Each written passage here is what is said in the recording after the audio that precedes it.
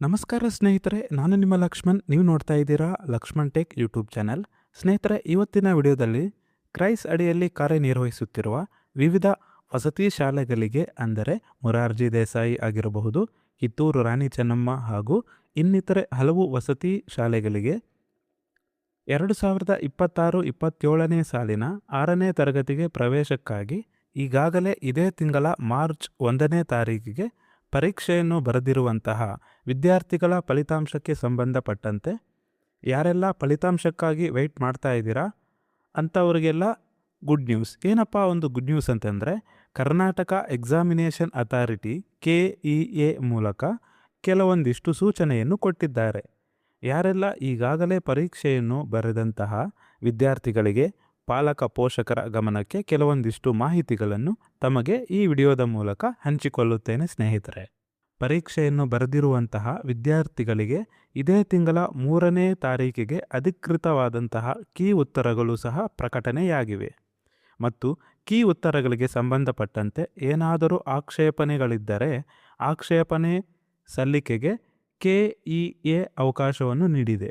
ಆಕ್ಷೇಪಣೆಗೆ ಸಂಬಂಧಪಟ್ಟಂತೆ ಯಾವ ರೀತಿ ಆಕ್ಷೇಪಣೆಯನ್ನು ಸಲ್ಲಿಸಬೇಕು ಎಂಬುದರ ಬಗ್ಗೆನೂ ಸಹ ಮಾಹಿತಿಯನ್ನು ತಿಳಿಸುತ್ತೇನೆ. ಫಲಿತಾಂಶದ ನಂತರ ಮೊದಲನೇ ಸುತ್ತಿನ ಆಯ್ಕೆ ಪಟ್ಟಿ ಯಾವಾಗ ಪ್ರಕಟಣೆ ಮಾಡುತ್ತಾರೆ ಮತ್ತು 2ನೇ ಸುತ್ತಿನ ಆಯ್ಕೆ ಪಟ್ಟಿ ಯಾವಾಗ ಪ್ರಕಟಣೆ ಮಾಡುತ್ತಾರೆ, ಅದೇ ರೀತಿ 3ನೇ ಸುತ್ತಿನ ಆಯ್ಕೆ ಪಟ್ಟಿಯನ್ನು ಪ್ರಕಟಣೆ ಯಾವಾಗ ಮಾಡುತ್ತಾರೆ ಮತ್ತು ಯಾವ ಆಧಾರದ ಮೇಲೆ ಹಾಗೂ ಎಷ್ಟು ಪರ್ಸೆಂಟೇಜ್ ಕಟ್ ಆಫ್ ಇರುತ್ತದೆ ಎಂಬುದರ ಬಗ್ಗೆನೂ ಸಹ ತಮಗೆ ಸಂಪೂರ್ಣ ಮಾಹಿತಿಯನ್ನು ಈ ವಿಡಿಯೋ ಮೂಲಕ ತಿಳಿಸುತ್ತೇನೆ ಸ್ನೇಹಿತರೆ.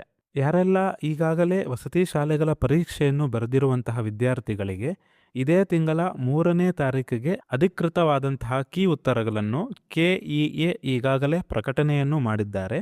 ಯಾರೆಲ್ಲ ಇನ್ನೂ ಕೀ ಉತ್ತರಗಳನ್ನು ಇನ್ನೂ ಡೌನ್ಲೋಡ್ ಮಾಡಿಕೊಂಡಿಲ್ಲ ಅವರು ಏನು ಮಾಡಬೇಕಪ್ಪ ಅಂತಂದರೆ, ಈ ವಿಡಿಯೋ ಕೆಳಗೆ ಡಿಸ್ಕ್ರಿಪ್ಷನಲ್ಲಿ PDF ಲಿಂಕ್ನ ಕೊಟ್ಟಿದ್ದೇನೆ. ಸೊ ಆ ಒಂದು PDF ಲಿಂಕ್ ಮೇಲೆ ಕ್ಲಿಕ್ ಮಾಡಿದಾಗ ನಿಮಗೆ ಡೌನ್ಲೋಡ್ ಆಗತ್ತೆ ಅಂತ.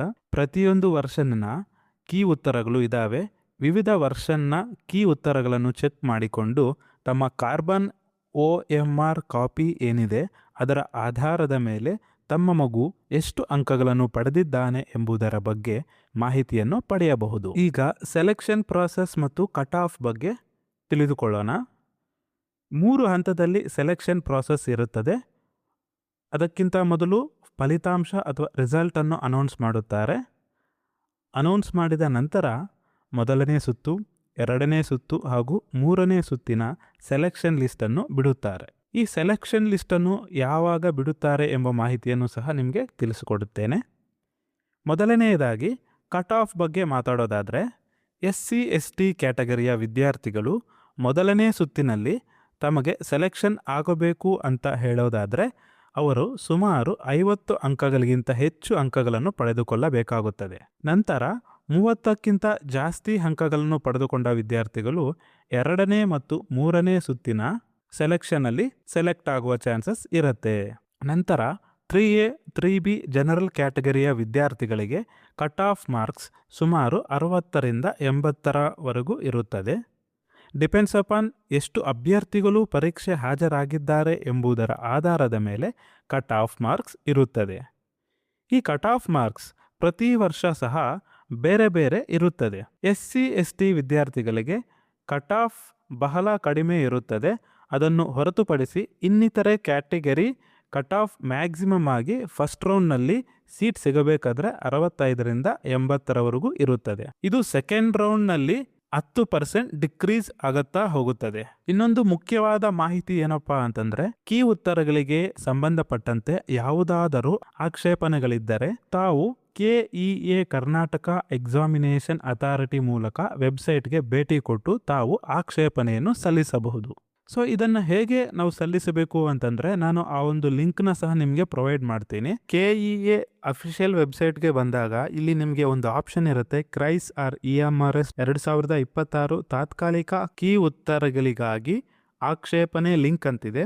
ಸೊ ಅದ್ರ ಮೇಲೆ ಕ್ಲಿಕ್ ಮಾಡಿದಾಗ ನಮಗೆ ಇಲ್ಲಿ KEA provisional answer key objection portal ಅಂತಂದರೆ ನಾವು ಕೀ ಆನ್ಸರ್ಸ್ ನೋಡಿಕೊಂಡು ನಮಗೆ ಬರಬೇಕಾಗಿರೋ ಒಂದು ಮಾರ್ಕ್ಸ್ಗಿಂತ ಕಡಿಮೆ ಬಂದಿದ್ದಾಗ ನಾವು ಆವಾಗ ಅಬ್ಜೆಕ್ಷನ್ನ ಮಾಡಿಕೊಂಡು ಇಲ್ಲಿ ನಾವು ಆಕ್ಷೇಪಣೆಯನ್ನು ಇಲ್ಲಿ ನೀಡಬಹುದು. ಇಲ್ಲಿ ಏನು ಮಾಡಬೇಕಪ್ಪ ಅಂತಂದರೆ ಅಪ್ಲಿಕೇಶನ್ ನಂಬರ್ ಅಥವಾ register number, candidate name, date of birth, examination ಇದನ್ನು ಸೆಲೆಕ್ಟ್ ಮಾಡ್ಕೋಬೇಕು.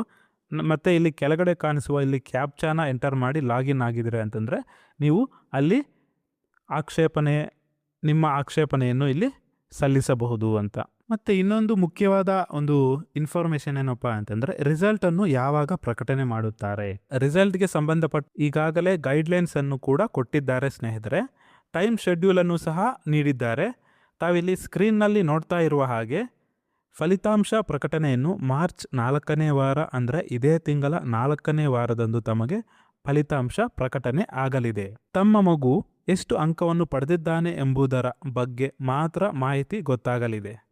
ಇದೇ ಮಾರ್ಚ್ ಕೊನೆಯ ವಾರದಲ್ಲಿ ಅಂದರೆ ಮ್ಯಾಕ್ಸಿಮಮ್ ಒಂದು 24 ಅಥವಾ ಈ ಒಂದು ಮಂತ್ ಕಂಪ್ಲೀಟ್ ಒಳಗಡೆ ನಿಮಗೆ ಫಲಿತಾಂಶ ಪ್ರಕಟಣೆ ಆಗುತ್ತದೆ ಸ್ನೇಹಿತರೆ. ಇದಾದ ನಂತರ ಮೊದಲನೇ ಸುತ್ತಿನ ಸೀಟಿಗೆ ಹಂಚಿಕೆ ಆಗತ್ತೆ. ಮೊದಲನೇ ಸುತ್ತಿನ ಸೀಟು ಹಂಚಿಕೆ ತಮಗೆ ಏಪ್ರಿಲ್ 1ನೇ ವಾರ ಅಥವಾ 2ನೇ ವಾರದ ಮಧ್ಯದಲ್ಲಿ ತಮಗೆ ಮೊದಲನೇ ಸುತ್ತಿನ ಸೀಟ್ ಹಂಚಿಕೆ ಪ್ರಕ್ರಿಯೆ ಪ್ರಾರಂಭವಾಗುತ್ತದೆ. ಮೊದಲನೇ ಸುತ್ತಿನಲ್ಲಿ ಏನು ಆಯ್ಕೆ ಆಗಿರುವಂತಹ ವಿದ್ಯಾರ್ಥಿಗಳಿಗೆ ಪ್ರವೇಶವನ್ನು ಪಡೆದುಕೊಳ್ಳಲು ಅವಕಾಶವನ್ನು ನೀಡುತ್ತಾರೆ.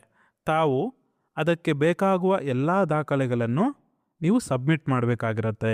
ಏನೆಲ್ಲ ಡಾಕ್ಯುಮೆಂಟ್ಸ್ ಬೇಕಪ್ಪ ಅಂತಂದರೆ STS number, Aadhaar card, photo, ಜಾತಿ ಮತ್ತು ಆದಾಯ ಪ್ರಮಾಣ ಪತ್ರ.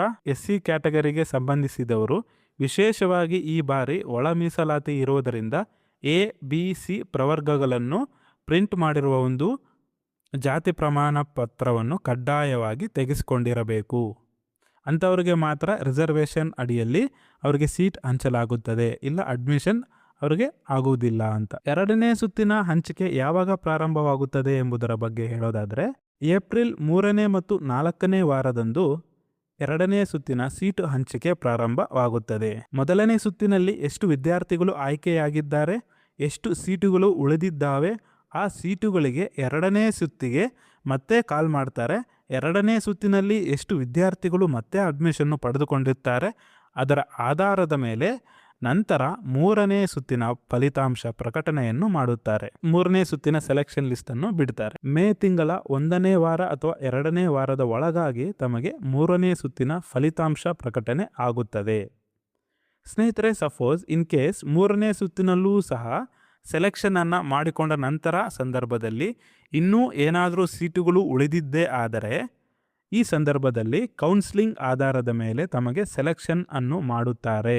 ಮತ್ತು ಯಾವುದೇ ರೀತಿಯಾದಂತಹ ಸೆಲೆಕ್ಷನ್ ಲಿಸ್ಟು ಸಹ ಬಿಡುವುದಿಲ್ಲ.